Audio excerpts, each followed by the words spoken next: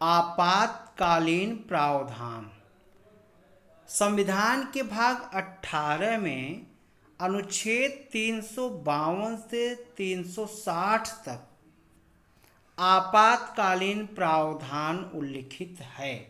Emergency provisions. ये प्रावधान केंद्र को किसी भी असामान्य स्थिति से प्रभावी रूप से निपटने में सक्षम बनाते हैं। संविधान में इन प्रावधानों को जोड़ने का उद्देश्य देश की संप्रभुता, एकता, अखंडता, लोकतांत्रिक राजनीतिक व्यवस्था तथा संविधान की सुरक्षा करना है। संविधान में 3 प्रकार के आपातकाल को निर्दिष्ट किया गया है। पहला है अनुच्छेद 352। 352 में क्या है? युद्ध, बाह्य आक्रमण और सशस्त्र विद्रोह के कारण आपातकाल को राष्ट्रीय आपातकाल के नाम से जाना जाता है। यह राष्ट्रीय आपातकाल अनुच्छेद 352 में है। किंतु संविधान ने इस प्रकार के आपातकाल के लिए आपातकाल की घोषणा वाक्य का प्रयोग किया है। आपातकाल की घोषणा वाक्य का प्रयोग किया है। नंबर 2, राज्यों में संवैधानिक तंत्र की विफलता के कारण आपातकाल को राष्ट्रपति शासन कहा गया है। राष्ट्रपति शासन और राष्ट्रपति शासन ये अनुच्छेद 356 में निहित है।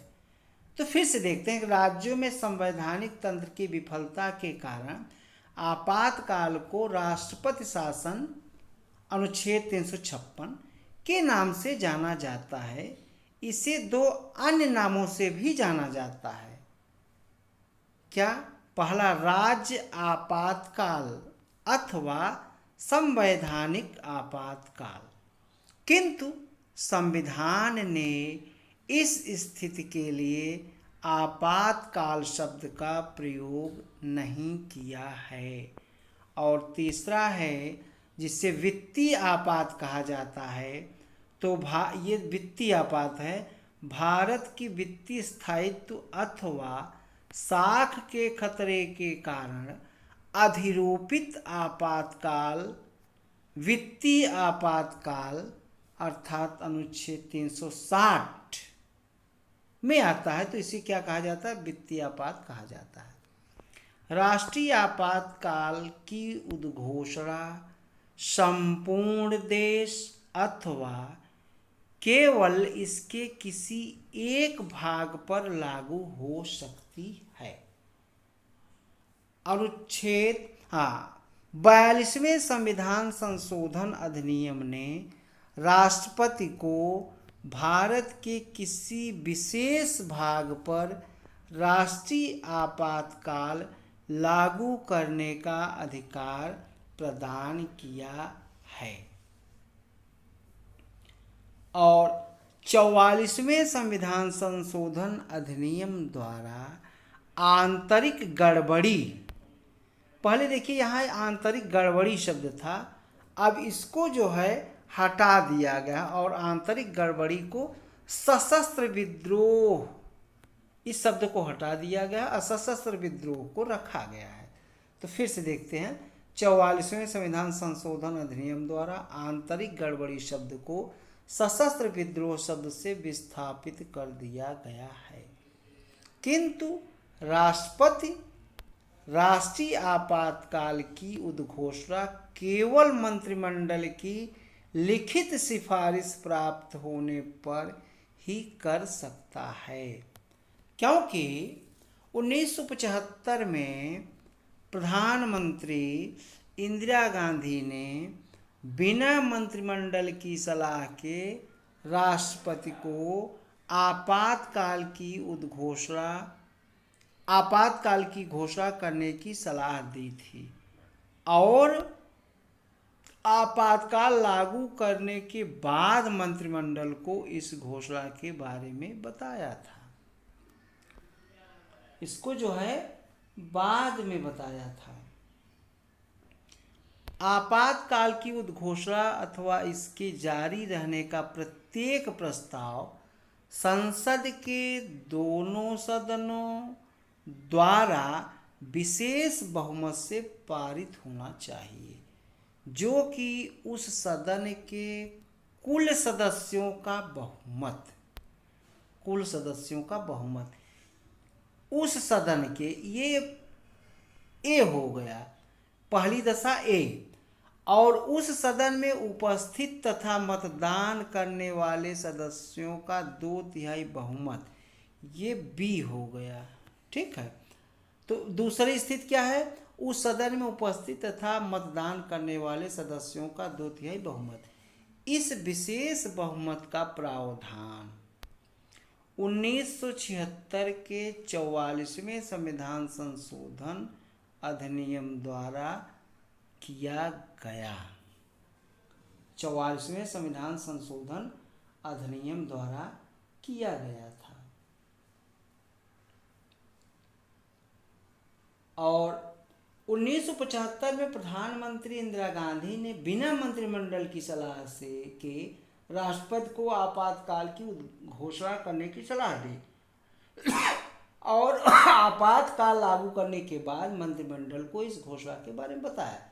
1978 के 44वें संविधान संशोधन अधिनियम ने प्रधानमंत्री के इस संदर्भ में अकेले बात करने और निर्णय लेने की संभावना को समाप्त करने के लिए इस सुरक्षा का परिचय दिया था। 38वें संविधान संशोधन अधिनियम ने राष्ट्रीय आपातकाल की घोषणा न्यायिक समीक्षा की परिधि से बाहर रखा गया, किंतु इस प्रावधान को 1978 के 44वें संविधान संशोधन अधिनियम द्वारा समाप्त कर दिया गया। इसके अतिरिक्त मिनर्वा मिल्स मामला 1980 में उच्चतम न्यायालय ने कहा कि राष्ट्रीय आपातकाल की उद्घोषणा को अथवा इस आधार पर की घोषणा को कि वह पूरी तरह बाह्य प्रभाव तथा असंबद्ध तथ्यों पर या विवेक शून्य या हठधर्मिता के आधार पर की गई हो तो अदालत में चुनौती दी जा सकती है। राष्ट्रपति द्वारा आपातकाल की उद्घोषणा किसी भी समय एक दूसरी उद्घोषणा से समाप्त की जा सकती है। मतलब यहाँ संसद की अनुमोदन की यहाँ आवश्यकता नहीं। 1978 के 44वें संशोधन अधिनियम ने यह व्यवस्था भी की है कि यदि लोकसभा की कुल सदस्य संख्या के 1/10 सदस्य स्पीकर को अथवा राष्ट्रपति को यदि सदन नहीं चल रहा हो लिखित रूप से नोटिस दें तो 14 दिन के अंदर उद्घोषणा के जारी रहने के प्रस्ताव को अस्वीकार करने के लिए सदन की विशेष बैठक विचार विमर्श के उद्देश्य से बुलाई जा सकती है। जब राष्ट्रीय आपातकाल की उद्घोषणा लागू हो तब लोकसभा का कार्यकाल इसके सामान्य कार्यकाल से आगे संसद द्वारा विधि बनाकर एक समय में 1 वर्ष के लिए बढ़ाया जा सकता है, किंतु यह विस्तार आपातकाल की समाप्ति के बाद 6 माह से ज़्यादा नहीं हो सकता। 5वीं लोकसभा का कार्यकाल 2 बार एक समय में 1 वर्ष के लिए बढ़ाया गया था। यह घटना है 1971 से 1977 तक। प्रधानमंत्री इंदिरा गांधी उस समय प्रधानमंत्री थी। अनुच्छेद 358 तथा 359 राष्ट्रीय आपातकाल में मूल अधिकारों पर प्रभाव का वर्णन करते हैं। अनुच्छेद 358 के अनुसार जब राष्ट्रीय आपातकाल की उद्घोषणा की जाती है तब अनुच्छेद 19 द्वारा प्रदत्त 6 मूल अधिकार स्वतः ही निलंबित हो जाते हैं।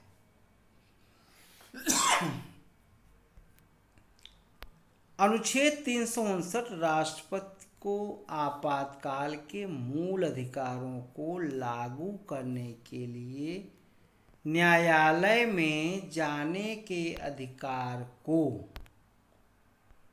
निलंबित करने के लिए अधिकृत करता है।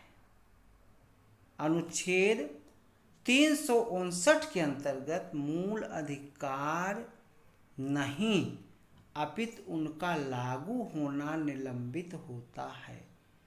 1975 में घोषित आंतरिक आपातकाल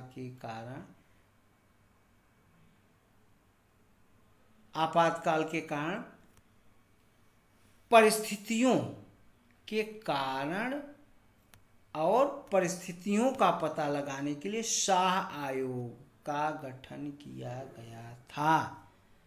जनता पार्टी की सरकार जब 1977 में आई थी तो उसने जो है इस शाह आयोग का गठन किया था। अनुच्छेद 356 का प्रयोग मतलब राष्ट्रपति शासन सर्वप्रथम कहाँ लगाया गया था तो वो 1951 में पंजाब राज्य में लगाया गया था। कहाँ लगाया था? पंजाब राज्य में सबसे पहले वहीं पर इसका प्रयोग हुआ था। जब 1977 में आंतरिक आपातकाल के पश्चात लोकसभा के चुनाव हुए तब सत्ताधारी कांग्रेस पार्टी चुनाव हार गई और जनता पार्टी सत्तारूढ़ हुई। मोरारजी देसाई के नेतृत्व वाली नई कांग्रेस ने कांग्रेस शासित 9 राज्यों में इस आधार पर राष्ट्रपति शासन लागू कर दिया कि वे राज्य विधानसभाएं जनमत खो चुकी हैं। और जब 1980 में कांग्रेस पार्टी सत्ता में आई तो उसने भी इसी आधार पर 9 राज्यों में राष्ट्रपति शासन लागू किया था। अच्छा, राष्ट्रपति शासन लागू करने के 2 नियम हैं। पहला है अनुच्छेद 356। अनुच्छेद 356 राष्ट्रपति को घोषणा जारी करने का अधिकार देता है यदि वह आश्वस्त है कि वह स्थिति आ गई है कि राज्य सरकार संविधान के प्रावधानों के अनुरूप नहीं चल सकती। राष्ट्रपति राज्य के राज्यपाल रिपोर्ट के आधार पर या दूसरे ढंग से भी प्रतिक्रिया कर सकता है। अनुच्छेद 365 के अनुसार यदि कोई राज्य केंद्र द्वारा दिए गए निर्देशों का पालन करने या उसे प्रभावी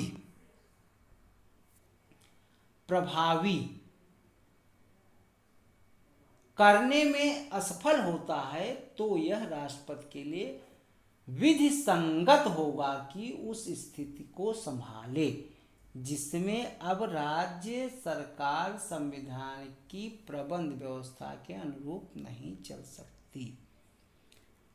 और 360 को हम लोग देखते हैं।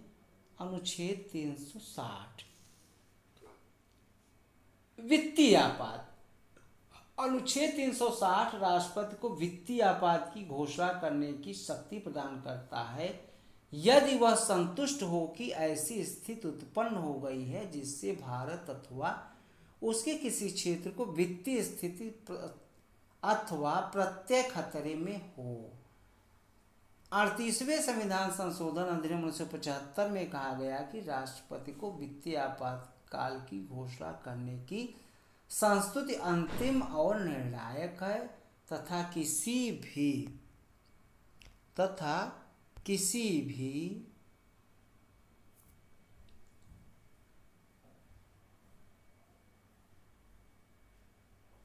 न्यायालय में किसी भी आधार पर प्रश्न योग्य नहीं है। तो आज इतना ही। वीडियो को लाइक, सब्सक्राइब, शेयर अवश्य करें। बहुत बहुत धन्यवाद। कंपटीशन की दृष्टि से वीडियो वेरी इंपॉर्टेंट है।